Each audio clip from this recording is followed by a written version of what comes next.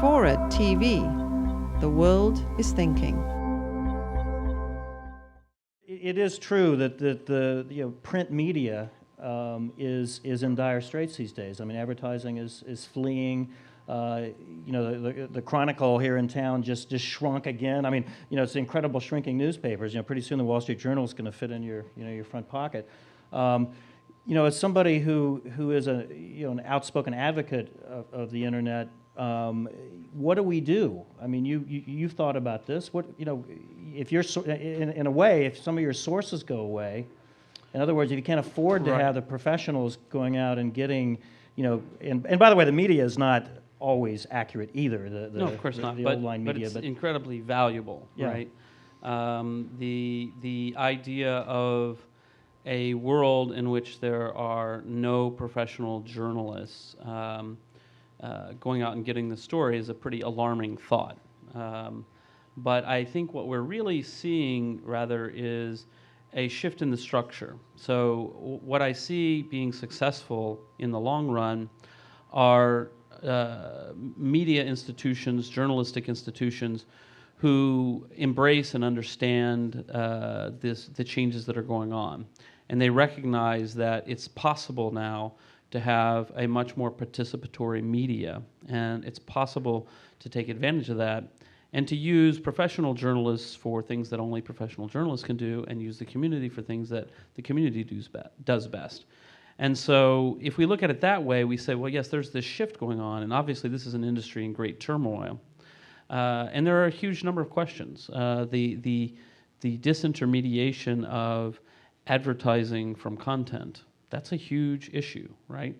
The fact that if I want to shop for an apartment, I would rather go to an apartment website, Craigslist or apartments.com or whatever, and there's no inherent reason that needs to be tied to my local newspaper the way it used to be. That unbundling of those two things is a big deal, right? It's a really big deal that really isn't so much about citizen-generated media, right? It's really about the technology that allows that unbundling. I don't have the answer to that. I think it's an interesting question, but I also I feel fairly confident that it's once we restructure the industry, it's not really a big ongoing problem. What about a merger between Wikipedia and a group like the New York Times? Well, Did that ever happen? It's kind of like imagining a merger between the Red Cross and Humana Healthcare, for-profit hospital chain and the Red Cross. I mean, we're the Red Cross for information. We're a nonprofit organization. We depend on donations from the general public. There's no interest or, not Andrew, likely. Andrew, how do you save the newspapers in this environment? We have to buy them and read them. I mean, the subtitle of my book is How the Internet, some very vulgar title, I can't remember what it's called now, something like How the Internet is Destroying Our Society, or something like that. Now, obviously, and I can claim innocence here, I can blame my publisher for that, the evil guys in New York. The truth is the Internet is a mirror. The truth is that when we look at the Internet, we're looking at ourselves.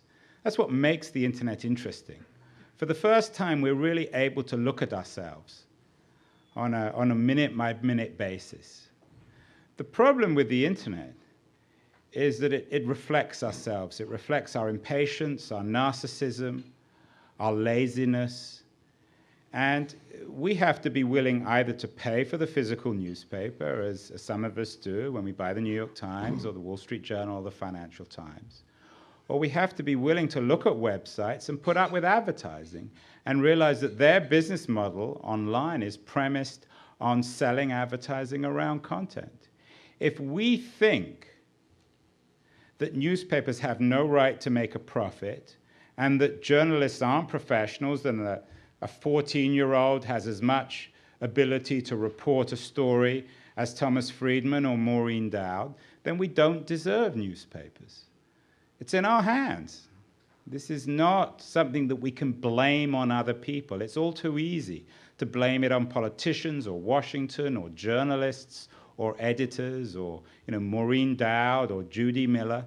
We need to decide that these things have value. Ultimately, I think that we're probably going to have to recognize that newspapers have public value in the same way as parks and schools have value, and that we need to reevaluate their economic value in that terms. I think my biggest difference with Jimmy is a profound political one.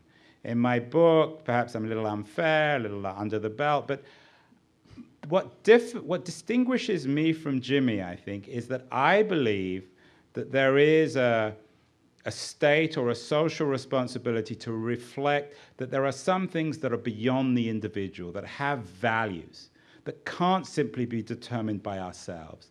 And I think that newspapers are one of those things. It doesn't mean that I'm a Stalinist, that I believe in some sort of, aggressive totalitarian collectivism where we're all put in jail unless we read newspapers. But I do believe that newspapers have social value. And if we do away with them, then we're undermining critical social and political fabric. We have no way of sharing information. And ultimately, for all this talk of democratization, whatever that means, the ultimate casualty of all this is American democracy.